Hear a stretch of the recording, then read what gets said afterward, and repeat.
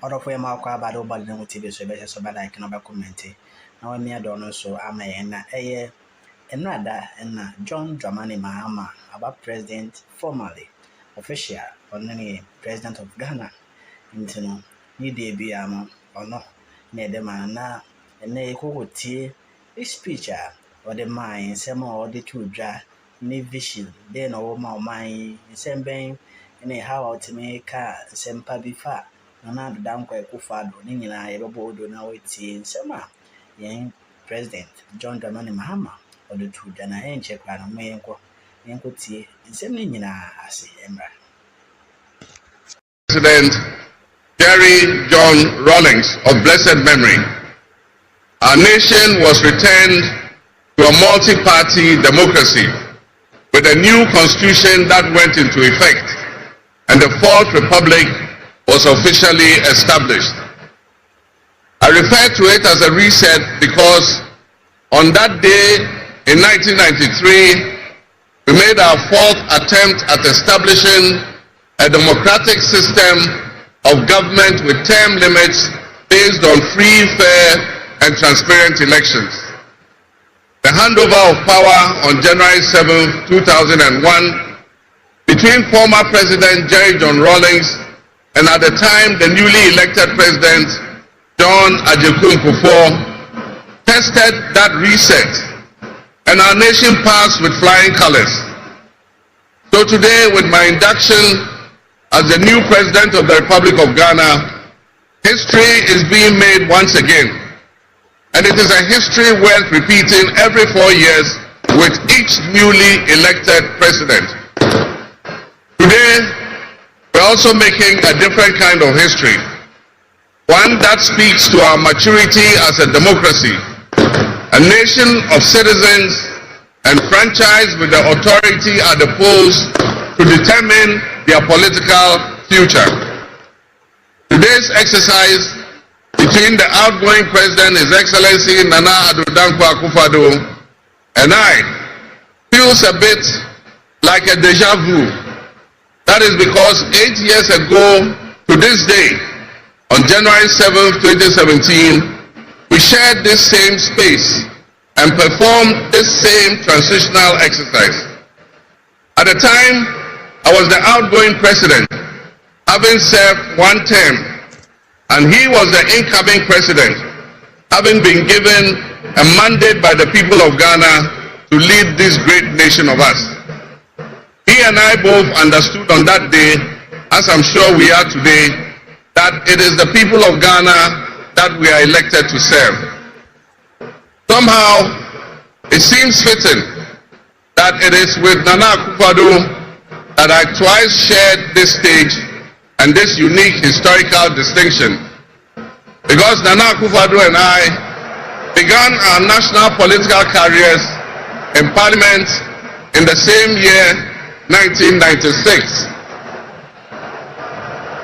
He has always greeted me with warmth, a firm handshake and a smile, and he is perhaps the only person in my life who has persistently chosen to call me Johnny.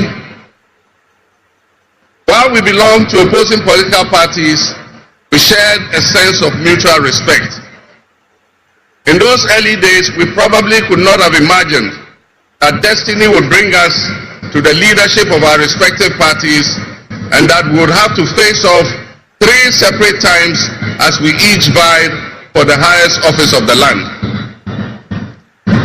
Nana asked this to be our final meeting under these circumstances, and as I look back on the journey we have traveled together, 2 much younger men who entered Parliament together with a full head of black hair, and you with the same bald head and round eyeglasses, I have to say that you have without exception been a worthy opponent. I extend my warmest wishes to His Excellency, the former Vice President Dr. Alhaji Mahmoud Bawumia. It was a grueling campaign and we gave it our all. Your sportsmanship in making an early concession eased tensions and contributed to the early conclusion of the electoral contest. I wish you all the best in your endeavors. My brothers and sisters, the world in which Ghana exists today, as I begin this presidency, is not the same world in which we have lived under other presidencies. There are tensions and conflicts that have not previously existed between nations. These tensions and conflicts place pressure on alliances to decide where we will support.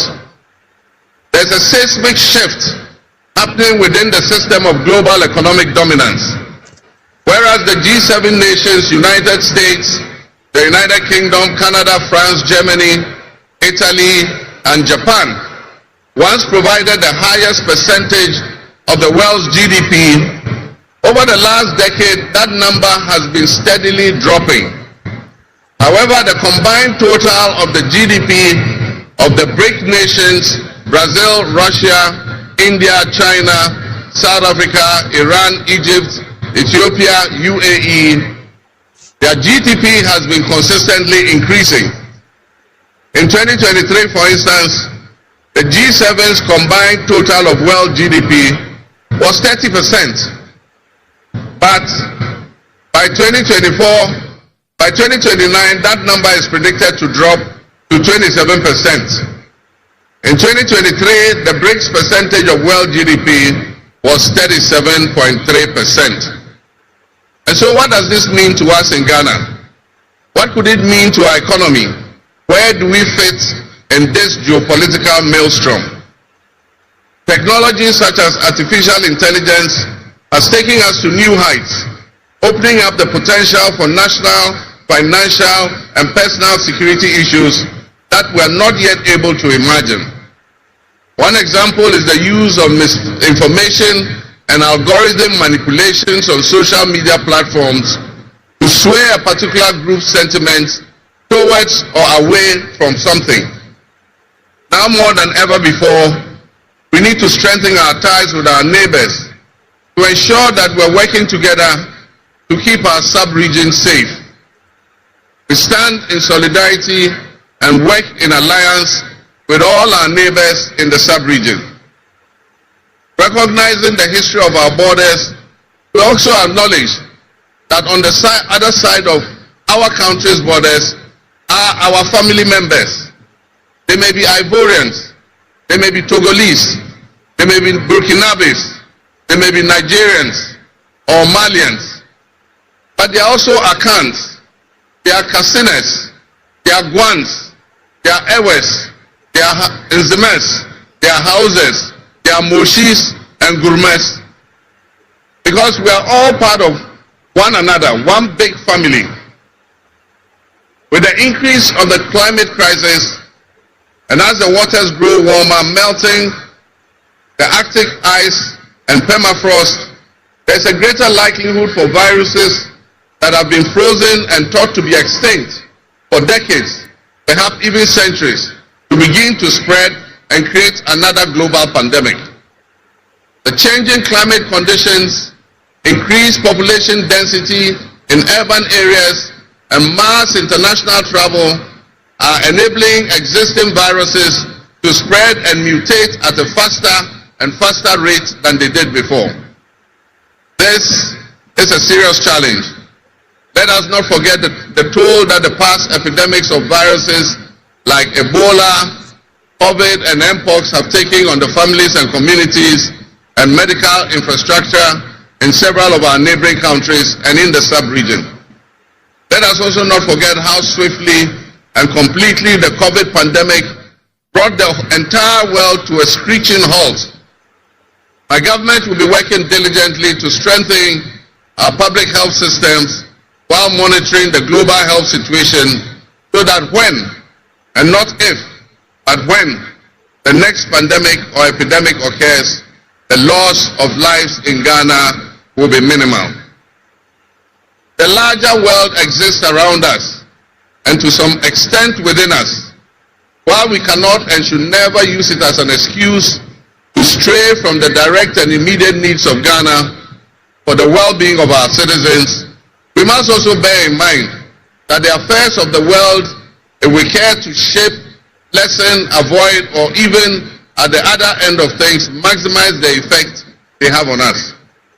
My brothers and sisters, barely a month ago, we held historic elections that have caused dramatic shifts in our political landscape. I feel greatly honored that you, my compatriots, considered me worthy of receiving such an unprecedented and overwhelming mandate to steer the affairs of our beloved nation at this critical time in our history. The magnitude of this victory in the presidential elections and the gains that were made by my party, the National Democratic Congress, in the parliamentary elections naturally and justifiably resulted in great joy and celebration across our country, Ghana. But celebrations, no matter how justified and how well earned, must be supplanted by discernment, sobriety, and deeper insights into why we received this kind of mandate in the first place. By voting as you did on December 7th, the Ghanaian people conveyed a powerful message, yet often overlooked by us politicians. This message was powerfully emphasized by a giant of American political history, President Ronald Reagan, when he declared at his inauguration some 40 years ago that governments have no power except that granted by the people. While Ghanaians take great pride in our thriving democracy, they are deeply dissatisfied with the quality of governance over the years and have openly voiced that dissatisfaction through the decisive actions that they undertake at the elections.